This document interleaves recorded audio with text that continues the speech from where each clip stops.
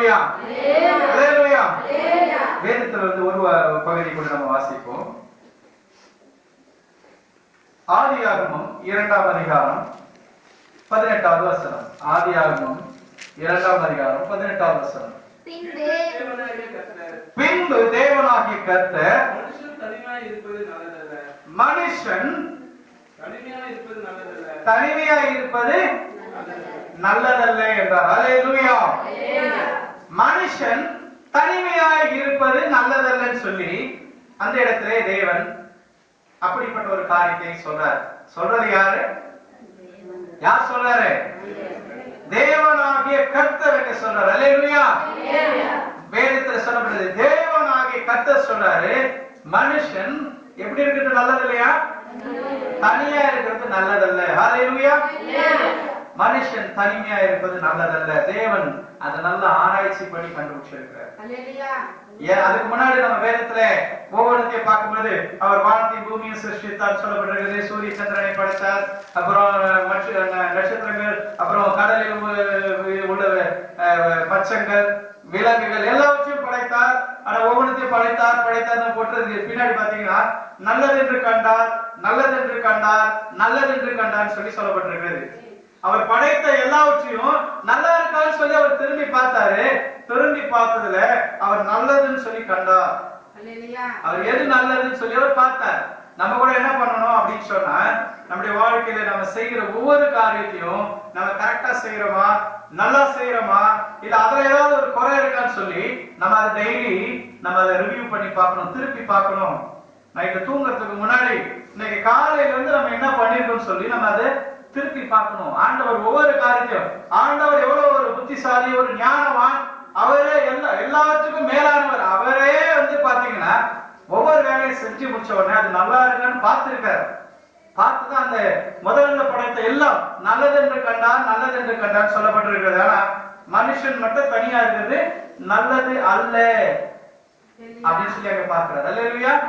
அவர் அதை திரும்பி பார்த்தார். இது கரெக்டா பண்ணிருக்குமா, கரெக்டா பண்ணலையான்றதை அவர் திரும்பி பார்த்தார்.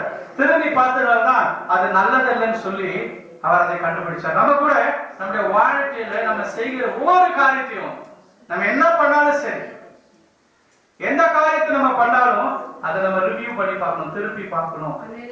நம்ம பண்றது கரெக்டா, இன்னைக்கு பண்ணதெல்லாம் கரெக்டா, இன்னைக்கு இவங்களோட இந்த மாதிரி பேசணுமே அது நல்லதா, இவங்க கிட்ட இந்த மாதிரி நம்ம நடந்து கொண்டோமே அது நல்லதா, இன்னைக்கு இந்த காரியத்தை நம்ம செய்யலையே, இதெல்லாம் நம்ம செய்யணும்னு சொல்லி நம்ம பிளான் பண்ணி யோசிச்சு வச்சிருந்தோமே அது செய்யலையே அது நல்லதா.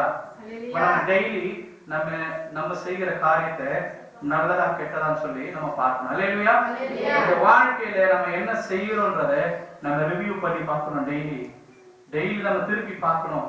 அதுல எது நல்லது, எது கெட்டது, எதை நம்ம கண்டிப்பா செஞ்சிருக்கணும், எதை நம்ம செஞ்சிருக்க கூடாதுன்னு சொல்லி நல்லது கெட்டது நம்ம பார்த்து நாமளே நம்ம ஞாபகம் திருத்திக்கணும்தான் அடுத்த நாள் நம்மளை பார்த்து மற்றவங்க யாரும் குற்றவாளியா நம்மளை குற்றப்படுத்த முடியாது. அல்லேலூயா.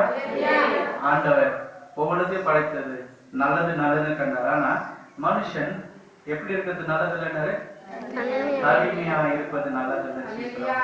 நல்லா கவனிங்க. இன்னைக்கு இந்த ஒரு காரியத்தை தான் நம்ம நிறைய பேரு செஞ்சிட்டு இருக்கோம்.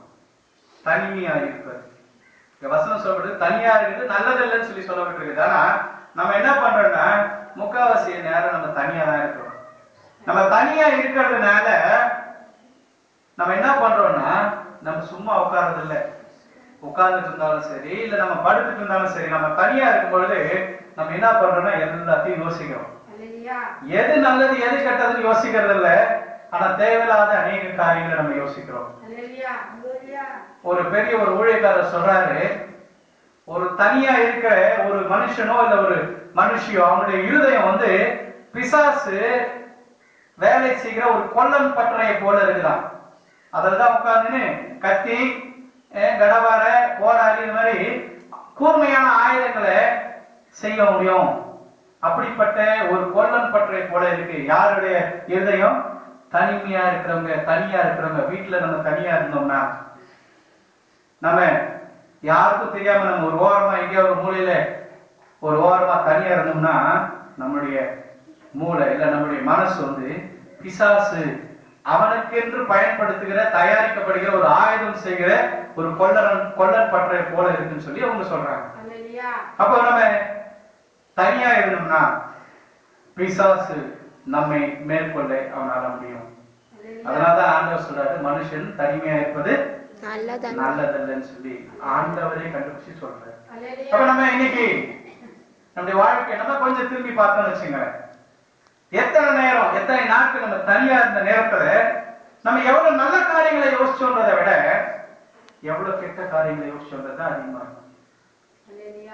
நம்ம போய் வீட்டுல போய் உட்கார்ந்து நம்ம யோசிச்சு பார்த்தோம்னு வச்சுங்க, நம்ம எத்தனை நாள்ல நம்ம தனியா இருந்தோம்.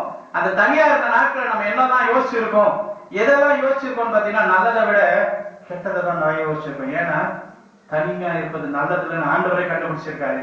அந்த தனிமையா இருக்கிற நேரத்தை பிசாசு தனக்கு சாதகமாய் பயன்படுத்திக் கொள்வார். அல்லேலூயா.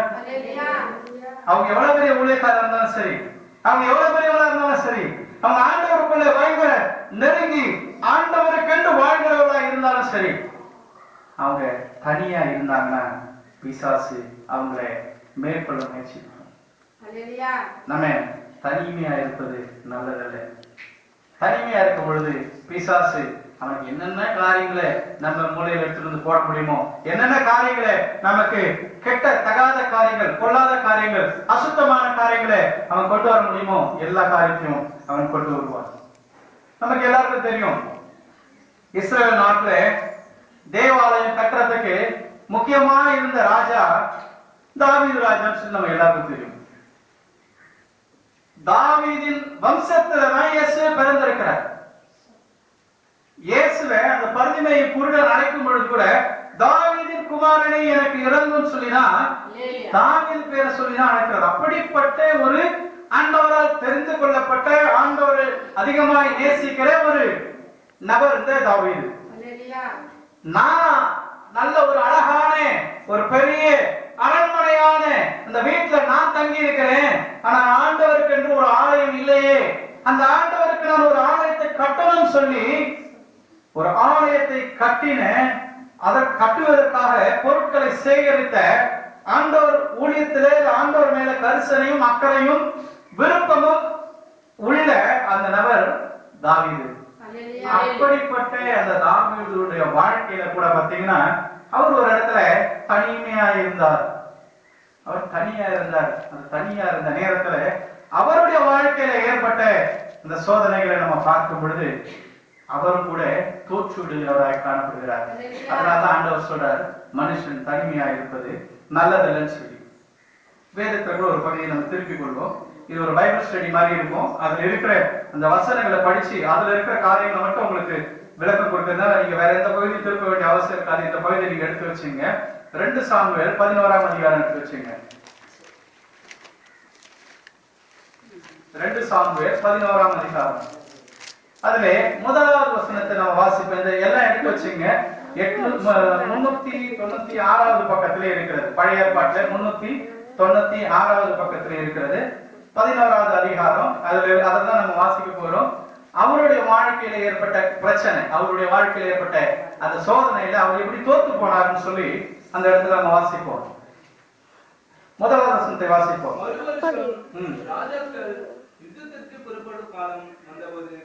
நல்ல கவனிங்க. மறு வருஷம் ராஜாக்கள் யுத்தத்திற்கு புறப்படும் காலம் வந்தபோது, யார் யுத்தத்துக்கு புறப்பட வேண்டியது?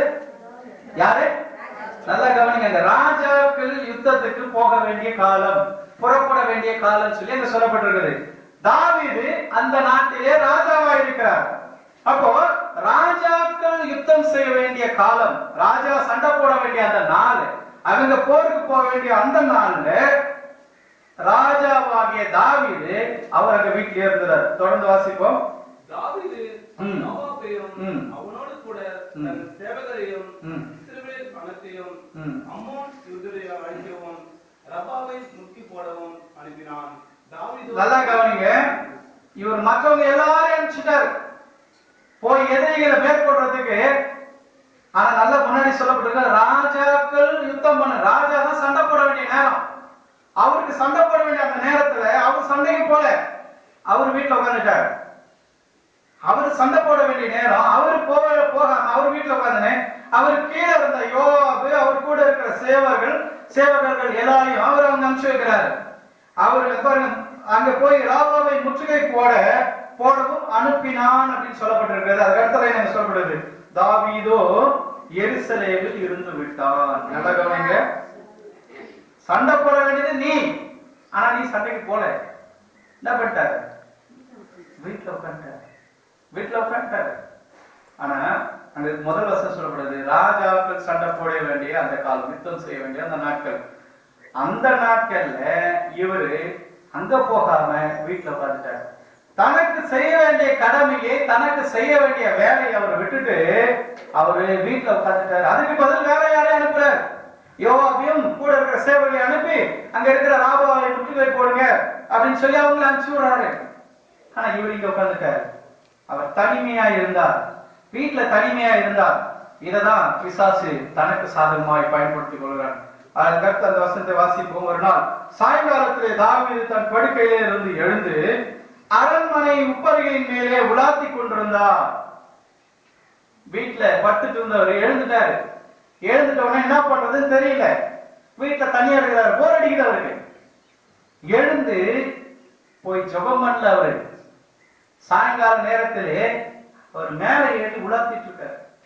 மாடி மேல ஏறி வாக்கிங் போயிட்டு இருக்காரு மாடியில.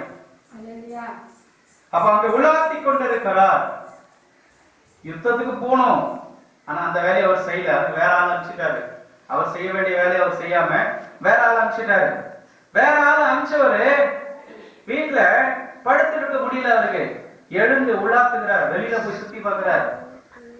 உலாத்தும் போது அங்கே பாக்குறாரு. தொடர்ந்து நம்ம வாசிக்கும் பொழுது அங்கே பாத்தீங்கன்னா, அங்கே அவர் உலாத்திட்டு இருக்கும் பொழுது கீழே அங்கே யாரோ ஒரு பெண் அங்கே குளிச்சிட்டு இருக்கத அவர் மேல இருந்து பாக்குறாரு. ஒரு மேல இருக்கிறாரு, குளிச்சிட்டு இருக்கவங்க கீழே இருக்காங்க. அவர் மேல இருந்து கீழே பாக்குறாரு. அவரு ஒழுங்கா அந்த யுத்தத்துக்கு போயிருந்தா இப்படிப்பட்ட ஒரு காரியத்தை ஒரு கண் பார்த்திருக்காரு. அவர் தனக்குரிய வேலையை விட்டுட்டாரு.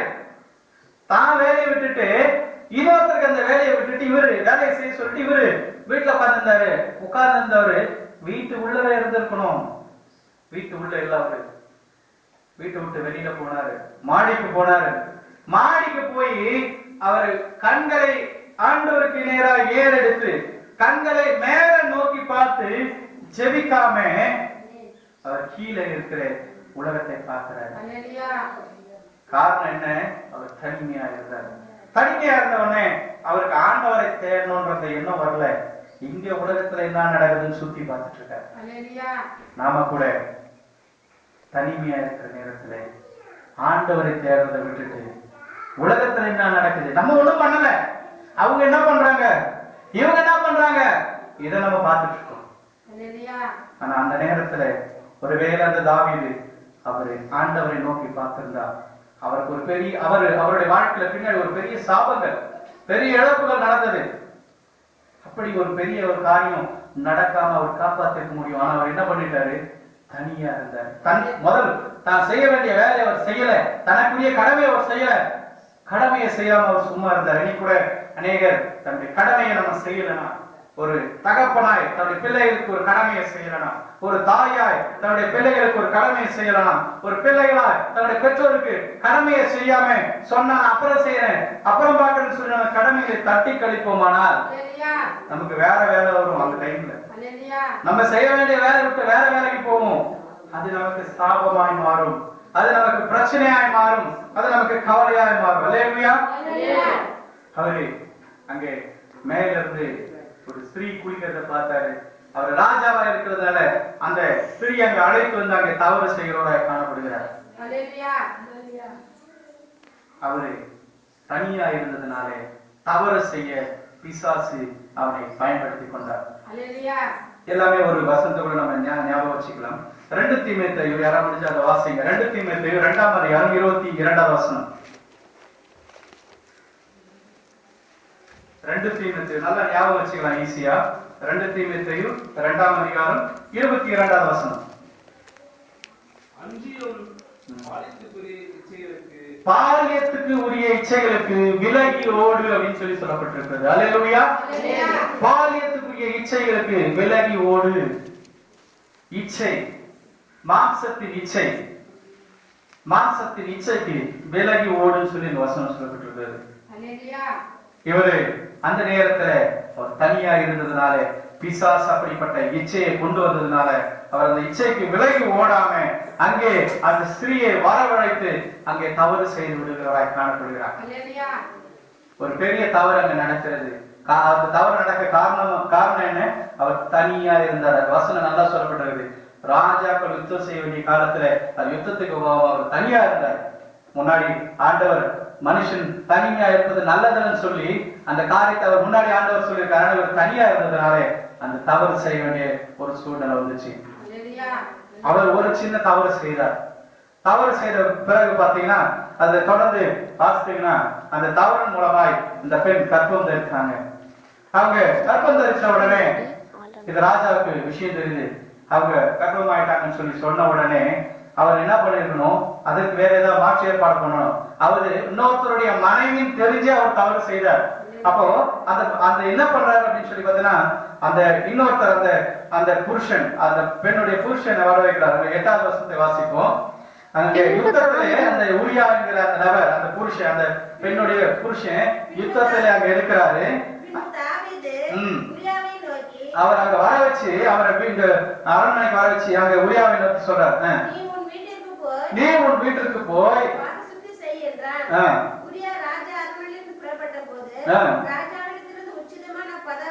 ராஜாவினிடத்திலிருந்து உச்சிதமான பதார்த்தங்கள் அவனுக்கு பின்னாக அனுப்பப்பட்டது. பாருங்க, தவறு செஞ்சுட்டாரு. தவறு மூலமா அந்த பெண் அங்கே கற்பம் தரிச்சிட்டாங்க. இப்ப இவர் என்ன பண்றாரு? அந்த புருஷனை வரவழைத்து வீட்டுக்கு போக சொல்றாரு. இங்க யுத்தம் நடந்து கொண்டிருக்கிறது. அந்த யுத்த நேரத்துல அந்த சகோதரனை அழைத்து, உரியாவை அழைத்து நீ வீட்டுக்கு போன்னு சொல்லி சொல்றாரு. அவர் என்ன பண்றாருன்னு சொல்லி பாத்தீங்கன்னா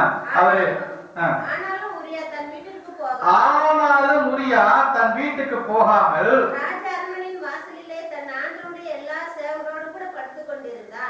அவன் பாத்தீங்கன்னா யுத்தம் நடக்குது. அந்த நேரத்துல நான் வீட்டுக்கு போக கூடாது அப்படின்னு சொல்லி ராஜாவே சொல்லிட்டாரு. ராஜாக்கு அந்த அதிகாரம் இருக்கு. நீ யுத்தத்துக்கு போகலாமா போக கூடாதுன்னு சொல்லி சொல்றதுக்கு ராஜாக்கு தான் அதிகாரம் இருக்கு. ராஜா சொன்னா யுத்தத்துக்கு போகணும், ராஜா வேணாம்னு சொன்னா போக கூடாது. இப்ப ராஜா என்ன சொல்லிட்டாரு? நீ வீட்டுக்கு போன்னு சொல்லிட்டாரு. ஆனா அவர் வீட்டுக்கு போகும்போது அவருக்கு உச்சிதமான நேக பதார்த்தங்களை எல்லாம் கொடுத்து அனுப்புறாரு எடுத்துட்டு போக சொல்லி. ஆனா இவரு வீட்டுக்கு போல ராஜ அரண்மனை வாசலிலேயே படுத்துக் கொண்டார் சொல்லி சொல்லப்பட்டிருக்கிறது. அது அவங்க போகாதது படுத்துக் கொண்டிருந்ததுனால இது ராஜாவுக்கு சொல்லப்பட்டிருக்கிறது. ராஜாவே நீங்க உரியாவை போக நீங்க வீட்டுக்கு, அவன் வீட்டுக்கு போல அங்கேதான் அவன் தங்கி இருக்கிறான் அப்படின்னு சொல்லி அங்க சொல்லப்பட்டிருக்கிறது. அதுக்கடுத்து 11வது வசனத்துல வாசிக்க போனா அங்க போய் ஏன் நீ வீட்டுக்கு போலன்னு தாவீது கேட்கிறாரு. அதுக்கு தாவீது அங்க உரியா சொல்றாரு,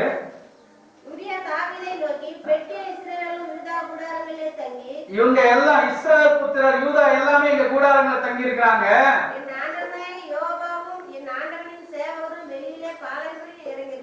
அந்த சண்டை நடத்துகிற யோவாபு மற்ற எல்லாம் அங்கே பாளையத்துல எல்லாம் வீட்டுக்கு போவாங்க. அங்க வெளியில சண்டைக்காக அங்க தங்கி இருக்கிறாங்க. அவங்களுடைய கூடாரத்திலே தங்கி இருக்கிறாங்க. நான் புசிக்கிறதுக்கும் குடிக்கிறதுக்கும் என் வீட்டுக்கு போறது கரெக்டான்னு சொல்லி கேட்கிறாரு. அல்லேலூயா. நான் மட்டும் நல்லா சாப்பிட்டுட்டு நான் மட்டும் சந்தோஷமா என் வீட்டுக்கு போய் என் வீட்டுல நான் சந்தோஷமா இருக்கிறது நல்லதா அப்படின்னு சொல்லி கேட்கிறாரு. எவ்வளவு ஒரு நல்ல ஒரு ஊழியக்காரர், எவ்வளவு ஒரு நல்ல ஒரு சேவகர் இந்த ஊரியா. ஆனா அவருடைய மனைவியோட அவர் தவறு செஞ்சுட்டாரு. அவர் தவறு செய்ய காரணம் அவர் தனிமையா இருந்தார். அந்த தனிமை அவரை தவறு செய்ய வச்சிச்சு. அதுக்கடுத்து பாத்தீங்கன்னா அந்த தவறை மறைக்கிறதுக்கு இந்த ஊரியாவை அவங்க வீட்டுக்கு போக சொல்றாரு. ஆனா ஊரியா அவருக்கு மிகவும் அதாவது விசுவாசமான ஒரு ஊழியக்காரனாய், அவன் ஆண்டவருக்கு பயந்த ஒரு ஊழியக்காரனாய் இருந்ததுனால இவங்க எல்லாரும் சண்டை போட்டுட்டு சண்டைக்காக எல்லாம் இங்க இருக்கிறாங்க. இவங்க எல்லாம் இங்க இருக்கும்போது நான் மட்டும் எதுக்கு வீட்டுக்கு போகணும்? நான் வீட்டுக்கு போல, நான் இங்கே இருக்கிறேன். இவங்க எல்லாம் இங்க இருக்கும்பொழுது நான் வீட்டுக்கு போய் சந்தோஷமா இருக்கிறது நல்லதுன்னு சொல்லி அவ்வளவு ஒரு விசுவாசமான ஒரு நல்ல ஒரு ஊழியக்காரன், நல்ல அதாவது ஆண்டவருக்கு பிரியமான தாவீதுக்காய் எதையும் செய்கிற ஒரு ஊழியக்காரன். அப்படிப்பட்ட ஒரு நல்ல மனுஷன் அவருடைய வாழ்க்கை. அதுக்கடுத்து பாத்தீங்கன்னா அவரு என்ன சொல்றாரு? சரி நீ இங்கதான் இரு, பரவாயில்ல இங்கே இரு அப்படின்னு சொல்லி சொல்றாரு.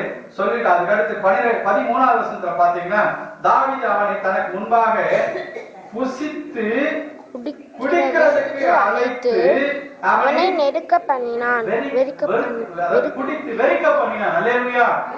சுய நினைவை இழக்க வச்சான். ஒரு ராஜா செய்யற காரியம் பார்த்தீங்களா? ராஜா நல்வழியில் நடத்தணும், நல்வழியில் நடத்த வேண்டிய காரியம், அப்படிப்பட்ட காரியம் ராஜாவுக்கு இருக்கு. ஆனா ராஜா என்ன பண்றாரு? தான் செய்த ஒரு சின்ன தவறு இல்லை, அந்த ஒரு தவறு, அந்த ஒரு தவறுக்காக அவனை அந்த உரியா என்கிற நல்ல ஒரு ஊழியக்காரன் சேவகனை கூப்பிட்டு ஃபர்ஸ்ட் நாள் அவனை வீட்டுக்கு போக சொன்னா, வீட்டுக்கு போகல. அதனால அவனுக்கு நல்ல சாராயத்தை வாங்கி கொடுத்து அவனை கெடுத்து அவனை வெறுக்க பண்ணி அவனுக்கு இப்ப போத தலை கேறிடுச்சு. இப்பவாது வீட்டுக்கு போன்னு சொல்லி அனுப்புற. ஆனா அங்க சொல்லப்பட்டிருக்குது, ஆனாலும் அவன் தன் வீட்டுக்கு போகாமல் சாயங்காலத்திலே தன் ஆண்டவரின் சேவகரோடு தன் படுக்கையிலே படுத்துக் கொண்டான். பாருங்க எப்படிப்பட்ட ஊழியக்காரன். ராஜா அவன் எப்படியாவது வீட்டுக்கு போயிடணும்னு சொல்லி அவனை ராஜா செய்யக்கூடாத ஒரு தகாத காரியத்தை கூட செய்யறாரு. அவனை குடிக்க வெறிக்க பண்றாரு. அவன் கண் எதிர்க்கவே, ராஜாவின் கண் எதிர்க்க அவனை குடிக்க வெறிக்க பண்ணி அவனை இங்க அனுப்புறாங்க. ஆனா அந்த சேவகனோ அவன் எங்கேயும் போகாம அவன் அந்த இடத்துலயே இருந்தான்.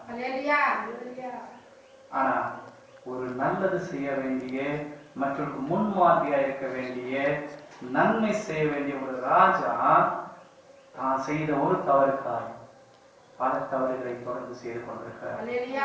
அதுக்கு அவர் செய்த ஒரே காரியம், அவர் கடமையை செய்யல. அவர் யுத்தம் செய்ய வேண்டிய அந்த இடத்தை விட்டுட்டு அவர் வீட்டுல இருந்துட்டு அதுக்கு பதில் வேற ஆட்கள் அனுப்பிச்சாரு. வேற ஆட்கள் அனுப்பிச்சது இல்லாம முக்கியமா அவர் தனிமையா இருந்தார். அது வாலிபர்களா இருந்தாலும் சரி, வயசானவங்களா இருந்தாலும் சரி, இன்னைக்கு நம்ம தனியா இருக்கும் பொழுது பிசாசு நம்மை சோதிக்க அவன் ரெடியா இருக்கான். நம்ம தனிமையா இருப்பதை நம்ம தவிர்க்க வேண்டும். தனிமையா இருப்பதை நம்ம தவிர்க்கும் பொழுது அந்த பிசாசின் சோதனையில நாம் அங்கிருந்து காப்பாற்றப்படும். இவனை என்ன பண்ணாலும் இவன் வீட்டுக்கு போக மாட்டேங்கிறான். அவனை எவ்வளவு அவனுக்கு சொன்னாலும் என்ன பண்ணாலும் அவன் போக மாட்டான்னு சொல்லி அடுத்து ராஜா செய்கிற அடுத்த தவறான காரியம் என்னன்னு சொல்லி பாருங்க. 14வது வசனத்தை எடுத்து வாசிப்போம். காலமே தாவீது யோவாபுக்கு ஒரு நிருபத்தை எழுதி உரியாவின் கையில் கொடுத்து அனுப்பினான். தாவீது ஒரு நிருபம், ஒரு லெட்டர் எழுதுறாரு. அங்கே போரை நடத்துகிற உரியாவுக்கு ஒரு லெட்டர் எழுதுறாரு. அந்த லெட்டரை எழுதி யார் கையில கொடுக்கிறாரு? உரியா கையிலே கொடுத்து அனுப்பினான். அந்த லெட்டரை யோவாபுக்கு எழுதி உரியாவின் கையில கொடுத்து அந்த யோவாவுக்கு டெக்குமை கொடுங்கன்னு சொல்லி சொல்றாரு. நல்லா கவனிங்க, இவரை பத்தி எழுதுற லெட்டரு இவர் கையிலே கொடுத்து அனுப்புறாரு. போற வழியில அவர் பிரிச்சு படிச்சிருக்கலாம்ல, படிச்சிருக்க கூடாதா? அவர் தான் எடுத்துட்டு போறாரு, அந்த உரியா எடுத்துட்டு போறாரு. ஆனா அந்த லெட்டர் அவர் பிரிச்சு படிக்கல. அவர் பிரிச்சு படிக்கல, அவர் நேரா எடுத்துட்டு போய் அந்த லெட்டர் என்ன சொல்லப்பட்டிருக்கு பாருங்க. அந்த நிருபத்திலே மும்முரமாய் நடக்கிற போர்முகத்திலே நீங்கள் உரியாவை நிறுத்தி அவன் வெட்டுண்டு சாகும்படிக்கு அவனை விட்டு பின்வாங்குங்கள் என்று எழுதியிருந்தான். அவனை விட்டு பின்வாங்குங்கள். பாருங்க என்ன எழுதியிருக்காரு. நல்ல பயங்கரமா சண்டை போட்டுட்டு இருக்காங்க, தீவிரமா சண்டை போட்டு இருக்காங்க, ஆக்ரோஷமா சண்டை போட்டு இருக்காரு. அந்த நேரத்துல இந்த நல்ல மனுஷனாகிய ஊரியாவை அங்கேயே விட்டுட்டு நீங்க எல்லாம் தூரம் வந்துருங்க, அவன் வெட்டுண்டு சாப்பிட்டு சொல்றாரு. ஒரு ராஜா செய்யற காரியம் பார்த்தீங்களா? ஆண்டவருக்கு பிரியமான ஒரு நபர் தான் ஒரு காலத்துல. ஆனா இந்த இடத்துல பாருங்க, அவர் செய்த ஒரு தவறுனால முதலாவது அவனை வீட்டுக்கு போக சொல்லி அவனை கட்டாயப்படுத்துறாரு. அவன் போலன்னு சொன்னவனே, குடித்து வெறித்தவனே, அவனை அங்க இருந்து திரும்ப வீட்டுக்கு போறதுக்கு அவனை அனுப்பி வைக்கிறார். ஒரு நல்ல ஊழியக்காரன் அவன் கையிலே லெட்டர் எடுத்து கொடுத்துறாரு. அந்த லெட்டர் அவன் படிக்கவே இல்லை. அவன் படிச்சிருந்தா ஒருவேளை அவன் தன்னை காப்பாத்திட்டு இருக்கலாம். அவன் படிக்கல. ஏன்னா ராஜாவை அந்த அளவு அவன் நேசித்தான், ராஜாவுக்கு அந்த அளவு மரியாதை கொடுத்தான். இன்னொருத்தருக்கு வர லெட்டர் நம்ம படிக்க கூடாதுன்னு சொல்லி அவனுக்கு அது தெரியுது. அவ்வளவு நல்லவனா இருந்த அந்த உரியாவே சண்டை தீவிரமா நடக்கும்பொழுது அந்த லெட்டர் அவனை விட்டுட்டு நீங்க எல்லாம் தூரம் வந்துருங்க, அவன் எதிரிகளின் கையில வெட்டுண்டு சாகட்டும் சொல்லி ஒரு ராஜா அதை செய்தார். அடுத்து சொன்ன பிரகாரம் அங்க அப்படிதான் நடக்குது. அடுத்து 20வது வசனத்தை நம்ம வாசிப்போம். அங்கே அவர் செத்து போன அப்புறம் ராஜாவுக்கு எப்படி விஷயத்த சொல்லணும்னு சொல்லி அந்த யோவாப் சொல்லி அனுப்புறாரு. ராஜாவுக்கு கோபம் எழும்பி அவர்கள், நீங்கள் பட்டணத்திற்கு இத்தனை கிட்ட போய் யுத்தம் பண்ண வேண்டியது என்ன? பட்டணத்துக்கு இவ்வளவு கிட்ட எதுக்கு போய் யுத்தம் பண்ணி சண்டை போட்டீங்க? அலங்கத்தில் நின்று எய்வார்கள் என்று உங்களுக்கு தெரியாதா? அலங்கத்துல இருக்கிறவங்க மேல எய்வாங்கன்னு சொல்லி உங்களுக்கு தெரியாதான்னு ராஜா கேட்பாரு. நல்லா கவனிங்க. ராஜா தான் சொல்லி அனுப்பிச்சார் கிட்ட எடுத்துமே விட்டுட்டு வாங்கன்னு சொல்லி. ஆனா இத போய் அவர்கிட்ட சொன்னா, இந்த உரியா இறந்து போனார், அவரை கொண்டுட்டாங்கன்னு சொல்லி சொன்னா ராஜா என்ன சொல்லுவாராம்? ஏன் இவளை கிட்ட போய் சண்டை போட்டீங்க? நீங்க கிட்ட போய் சண்டை போட்டா அவங்க அடிக்கிற அம்பு உங்க மேல படும் சொல்லி உங்களுக்கு தெரியாதான்னு சொல்லி ராஜா கேட்பாராம். நல்லா கவனிங்க. அவர் தவறு மேல தவறு செய்து கொண்டே வருகிறார்.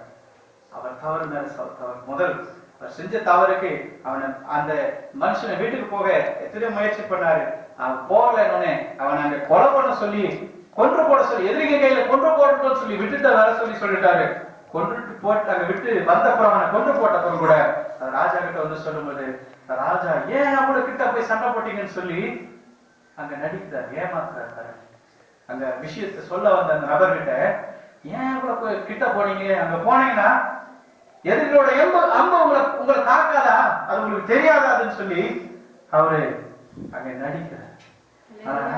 அவர் தான் அந்த தவறுக்கு காரணமா இருந்தார். அல்லேலூயா, அல்லேலூயா.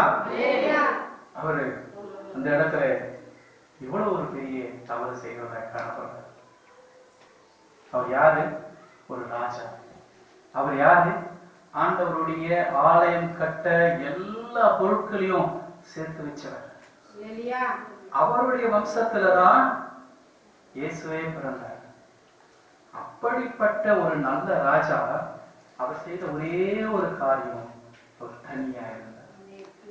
அவர் தனியா இருந்தார். இன்னைக்கு கூட நாம ஒருவேளை திருமணம் ஆனவர்களா இருந்தாலும் சரி, திருமணம் ஆகாதவர்களா இருந்தாலும் சரி, சின்னவங்களா இருந்தாலும் சரி, பெரியவங்களா இருந்தாலும் சரி, நம்ம தனிமையா இருந்தா அது பிசாசு அதை பயன்படுத்திக் கொள்ள அவன் ஆயத்தமா இருக்கிறான். நம்ம தனிமையா இருப்பது நல்லதுன்னு சொல்லி வேதத்திலே சொல்லப்பட்டிருக்கிறது. அங்கே அதுக்கடுத்து அவருடைய வாழ்க்கையில தொடர்ந்து நீங்க பாத்தீங்கன்னா அதோடைய இதுல தொடர்ந்து நம்ம வாசிப்போம். இதுல கூட 28வது வசனத்தை வாசிப்போம். அதுக்கப்புறம் அவர் கொலை செய்யப்பட்டப்புறம் அவர் சொல்ற ஸ்டேட்மெண்ட் பாருங்க. அவர் சொல்ற வார்த்தை என்னன்னு பாருங்க. 25வது வசனம்.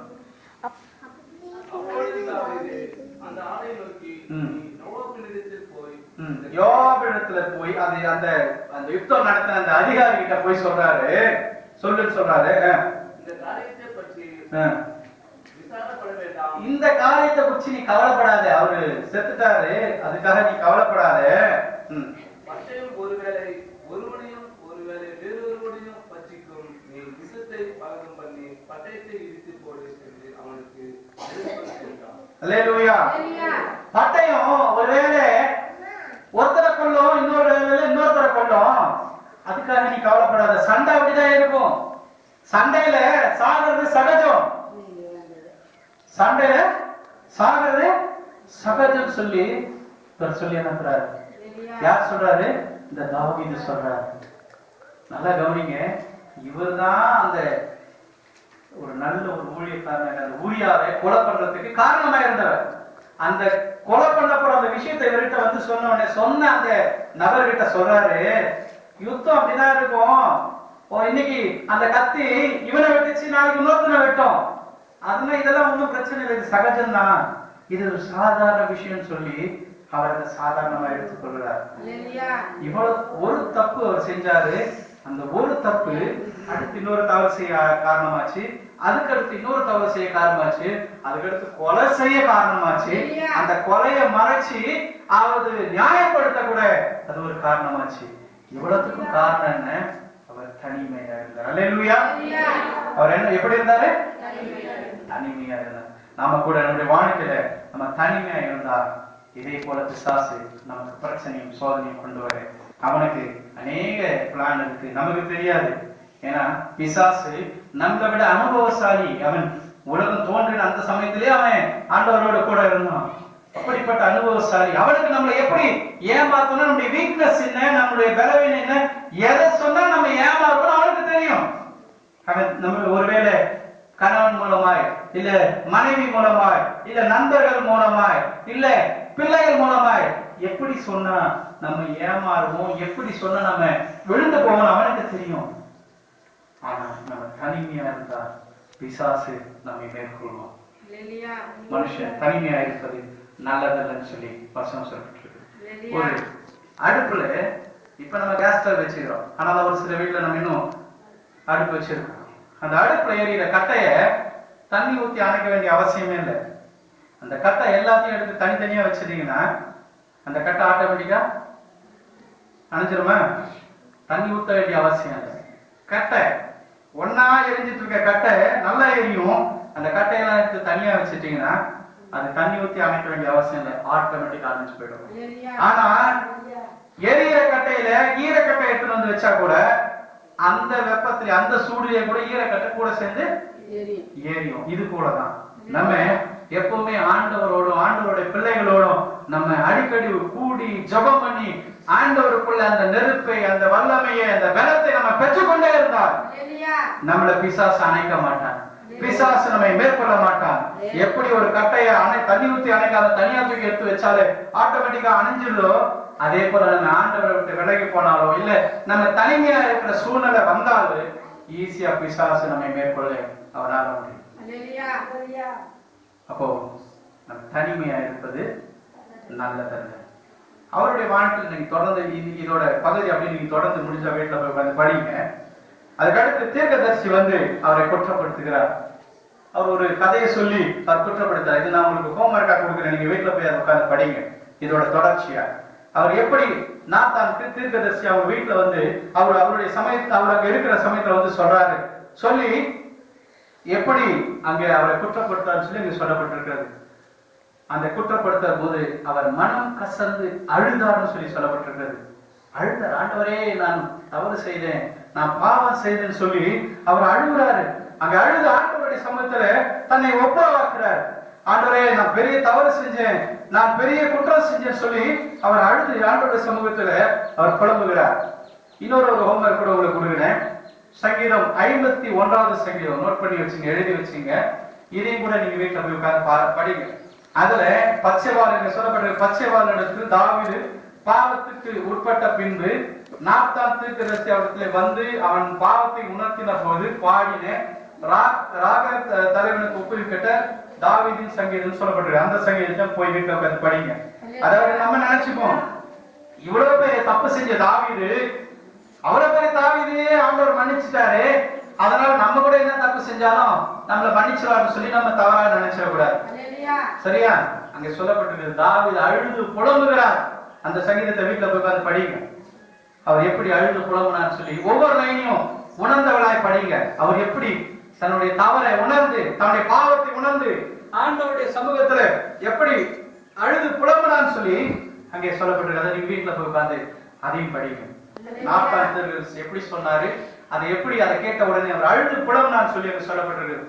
அதை போய் படிங்க. இந்த தாவீது இவ்வளவு பெரிய தவறு செய்தார், ஆண்டவர் அவரை இவ்வளவு பெரிய பாவத்துல பாவம் மன்னிப்பு அவர் கேட்டு அழுது புலம்புனாலும் ஆண்டவர் அவரை சும்மா விடல. நீங்க வீட்டுல போய் தொடர்ந்து அதை படிங்க. அதுல பாத்தீங்கன்னா அந்த சமயத்துல அந்த பாவத்தின் மூலமாய் பிறந்த குழந்தை செத்து போச்சு. செத்த உடனே இவர் ஃபாஸ்டிங் போட்டு ஜெபம் பண்றாரு, அழுகுறாரு, ஆண்டவரே எப்படியாவது அந்த குழந்தையை காப்பாத்துங்க, ஆண்டவரே எப்படியாவது காப்பாத்துங்கன்னு சொல்லி அழுது புலம்புறாரு. நீங்க வீட்டுல போய் உட்கார்ந்து படிச்சீங்கன்னா அதுதான் தெரியும். ஆனா அழுது புலம்புனாலும் அந்த குழந்தை ஆண்டவர் காப்பாத்தல, அந்த குழந்தை செத்து போயிடுது. பாவத்துல பிறந்த குழந்தை அது மரித்து போய்விடுகிறது. ஆனா தாவீதுக்கு அந்த குழந்தை ரொம்ப பிடிச்சிருந்தது, அதனால தான் அவர் ஃபாஸ்டிங் போட்டு ஜெபம் பண்ணாரு. ஆனா அந்த குழந்தை மரித்து விடுகிறது. அதுக்கடுத்து பாத்தீங்கன்னா அவங்க பிள்ளைகளே தவறான உறவு முறை அங்க வருது. அதனால வந்து பாத்தீங்கன்னா அங்க அவங்க பிள்ளைங்களை ஒருத்தருக்கு ஒருத்தர் வெட்டிட்டு சாகுறாங்க. காரணம் என்ன? ஆண்டவர் வந்து அவர் ஃப்ரீயா விட்டுருல. தாவீது ஒரு தவறு செஞ்சிட்டாரு, அவர் என்கிட்ட மன்னிப்பு கேட்டாரு, மன்னிச்சு விட்டுலான்னு சொல்லி ஆண்டவர் மன்னிச்சு விடுறவரா இல்ல, மன்னிச்சுட்டாரு. ஆனா அதுக்குரியதை அந்த பலன் அவர் கொடுத்துட்டு தான் இருக்காரு. அதுக்கடுத்து தொடர்ந்து வாசிச்சீங்கன்னா அவருடைய ரொம்ப விருப்பமான அழகான அப்சலோம் சொல்ற அவருடைய மகன் அவருக்கு விரோதமாய் ஒரு குரூப்பை கூட்டிட்டான். அவருக்கு விரோதமாய் ஒரு குரூப் சேர்த்துட்டு இவரை அந்த நாட்டுல இருந்து விரட்டி அடிச்சிட்டான். விரட்டி அடிச்சது மட்டும் இல்லாம அவரை கொலை செய்வதற்காக, அவன் தன்னுடைய தகப்பனை கொலை செய்வதற்காக தேடி வந்தான். கடைசியில தாவீது ஆட்கள் அந்த அப்சலோமை கொண்டு போட்டுட்டாங்க. அங்கேயும் அவருடைய மகன் இழந்து போறான். அந்த அந்த அந்த அப்சலோமை குறிச்சு தாவீது பாடும் பொழுது அவன் இவ்வளவு அழகானவனாச்சே, அதாவது அழுது புலம்பும் பொழுது சொன்னார், அப்சலோமே அப்சலோமேன்னு சொல்லி அழுது புலம்புவார். அப்படி ஒரு அழகான ஒரு மகனை இழந்து போனார். அந்த அழகான மகன் அவன் தகாத ஒரு தீட்டான காரியத்தையும் தாவீதுக்கு அவன் செய்து விடுகிறான். ஆனா தாவீது செய்தது ஒரு தவறு. ஆனா அவனுடைய குடும்பத்திலே பல தவறுகள் நடக்க காரணம். ஆனா ஆண்டவருடைய பிள்ளை தான், ஆண்டவருக்குள்ள வந்துட்ட நபர் தான். ஆனாலும் அதை ஆண்டவர் மன்னிச்சாலும் அதற்குரிய பலனை அவர் செய்தார். இவ்வளவு நடக்கிறதுக்கு காரணம் ஒரே ஒரு விஷயம். அவர் எப்படி இருந்துட்டாரு? தனிமையா இருந்துட்டார். என்ன பண்ணிட்டாரு? தன்னுடைய கடமையை, தன்னுடைய வேலையை செய்யாம அவர் தனியா இருந்தார். அவர் தனியா இருந்ததுனாலே இவ்வளவு தவறுகள், இவ்வளவு பிரச்சனைகள், இவ்வளவு தோல்விகள், இவ்வளவு இழப்புகள், இவ்வளவு ஒரு நிந்தை, அவமானம், இவ்வளவும் வரதுக்கு காரணம் அவர் செய்த ஒரே ஒரு தவறு, தனிமை.